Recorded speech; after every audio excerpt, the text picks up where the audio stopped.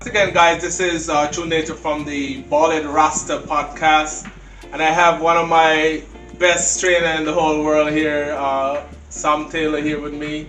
We're gonna go over a few questions and enlighten viewers and different exercises and things that could help them in their daily journey of becoming healthier, healthy eating, and so on and so forth. How you doing, sir? I'm doing good, man. How you doing?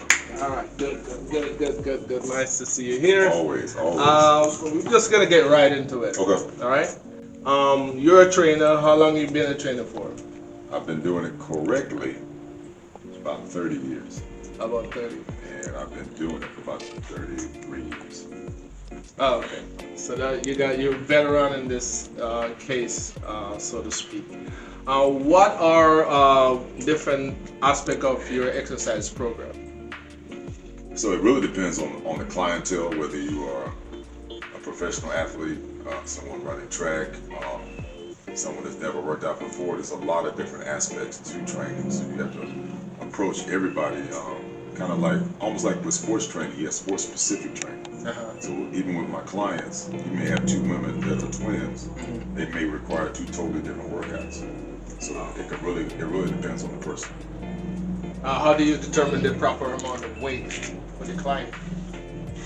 Everybody's different. One of the worst misnomers that are out there is that women should not lift heavy. The exact opposite is true. Really? The only way a woman is going to get bulky and massive is by taking steroids.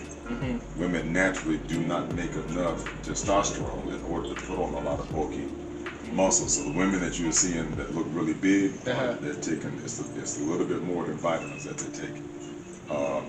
Normally with women, and they find that out when they get here, the more lean muscle mass that they put on, the more fat that they brought up. So you can lose weight by lifting heavier, but that's part of the program. You don't lift heavy all the time. We have some weeks that we lift heavy, we have some weeks that we lift medium, some weeks are just for recovery. Okay. And if a client have a type of injury, what kind of exercise would you avoid?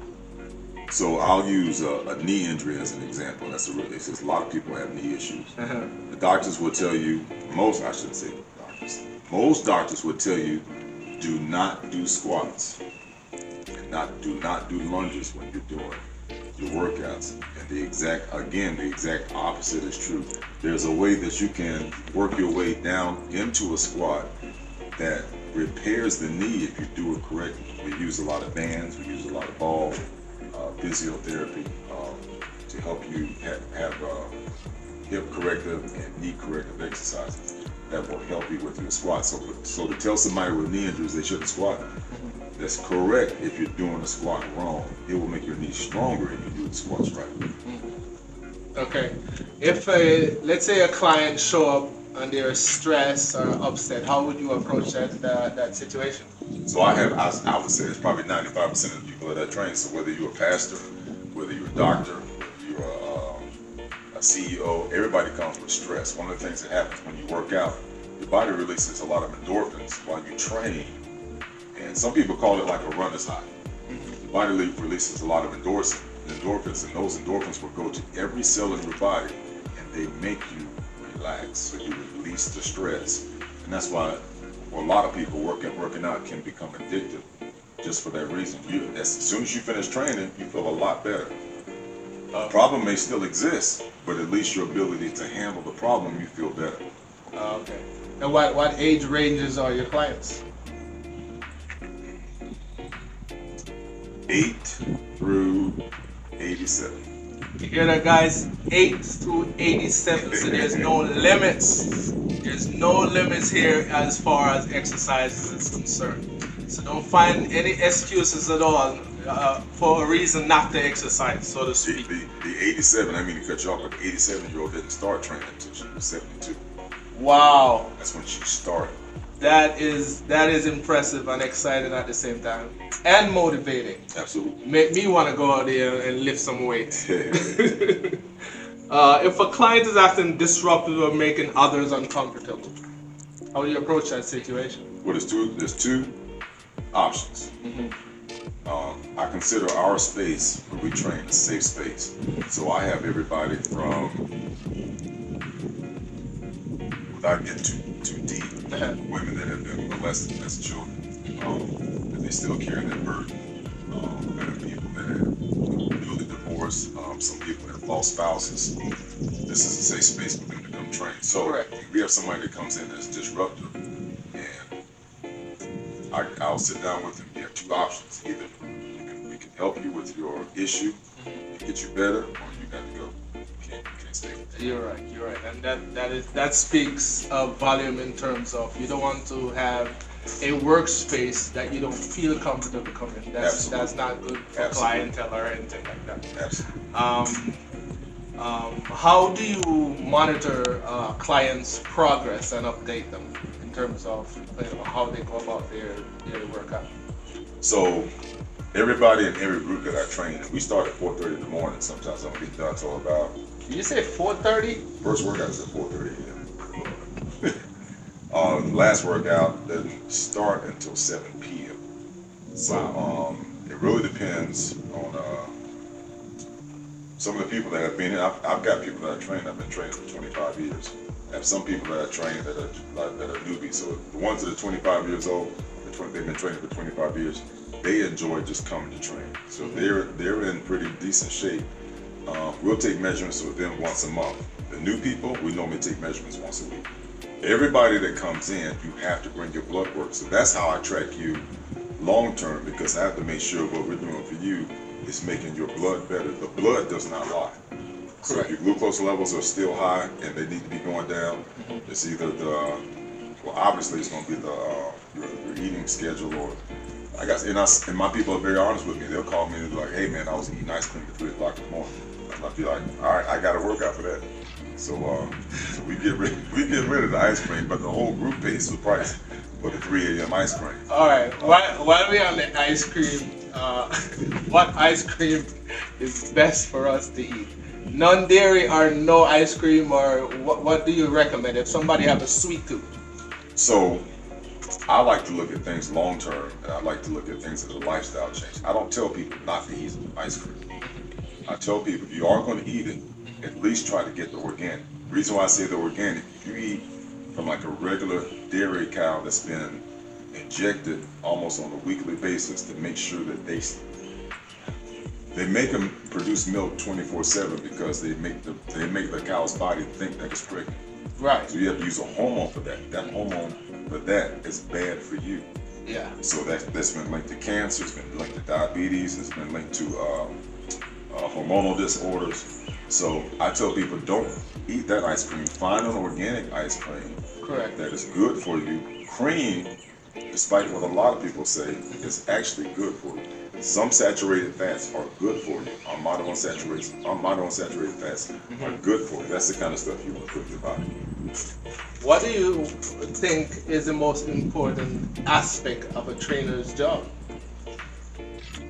From my perspective, whenever I look at anybody, like when your wife trains, I'm not just training your wife. I'm trying to train your wife. I'm trying to get you. I'm thinking about all of your future generations that are coming behind you. Correct. There was a report released back in the 90s, and it basically said, and I'm paraphrasing, grandfather smoked cigars, father did not. The grandson got lung cancer. You can smoke, and it will change your DNA. You will pass that DNA down to the next generation. Yes. And down to the next generation. Yes. That's deep.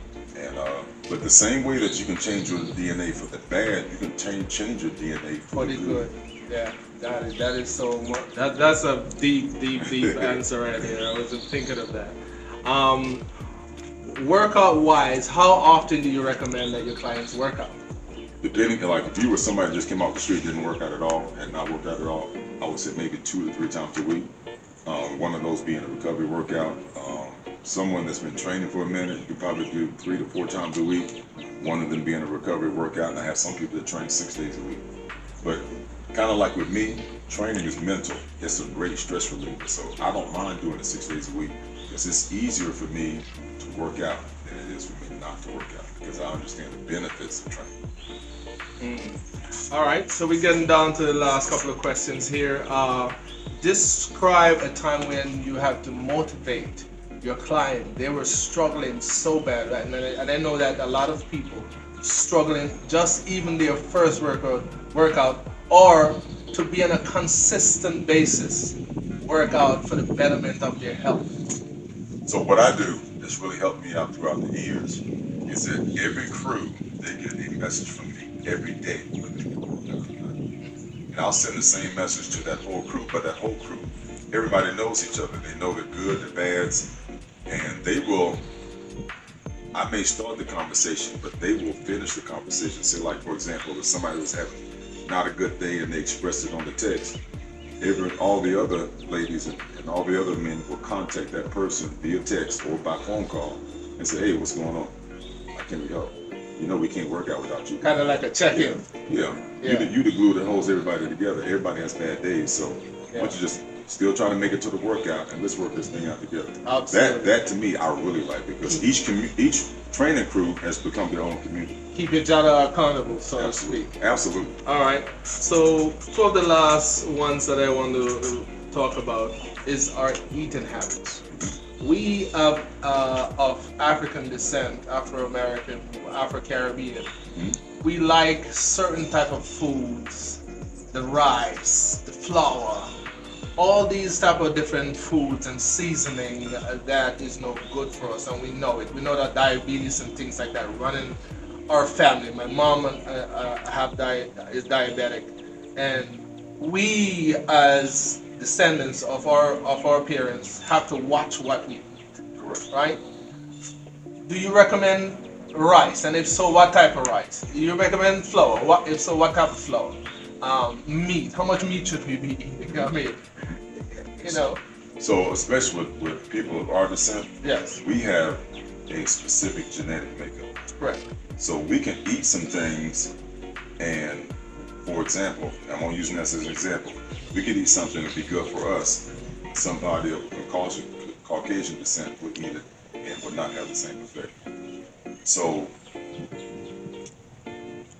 we eat decent, except a lot of times instead of getting organic rice like our ancestors used to get, instead of making the flour ourselves, we buy it from the store, and it's highly processed and it's got a lot of pesticides in it, which are linked to cancer, which are linked to diabetes, which are linked to heart disease. If we did a lot of the things that we eat now, you don't really have to change a lot, but if you were to make it organic, and then maybe instead of eating one big large meal, eat smaller meals a day, increase your water intake.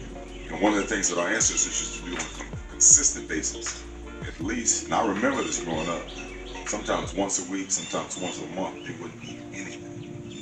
So like a fasting. Oh yeah, like a 24-hour fast. And what happens, the doctors now call it autophagy, but your body will release, your brain will release cells, and this only happens when you're fasting. Your brain will release cells that will go through your body, and it will completely cleanse the body. So when I say cleanse, these specific cells, they eat cancer. They will go to your joints. They will repair the joints and take the inflammation out of your body. And they help regulate and get your hormones where they're supposed to be. But you will not get there if you don't fast. We now live in an age where we have a refrigerator and we eat 24/7, 24/7, all day long, 24/7. Worst thing you can possibly put in the body is white sugar. Wow. I would say white sugar, white bread, and wheat bread is right there at the top. You put those in your body and you are screwed. Wow. Sugar inside your body is Do y'all hear that? instantly inflammatory. Do you all hear that? Especially white sugar. Do you all hear that? Yeah.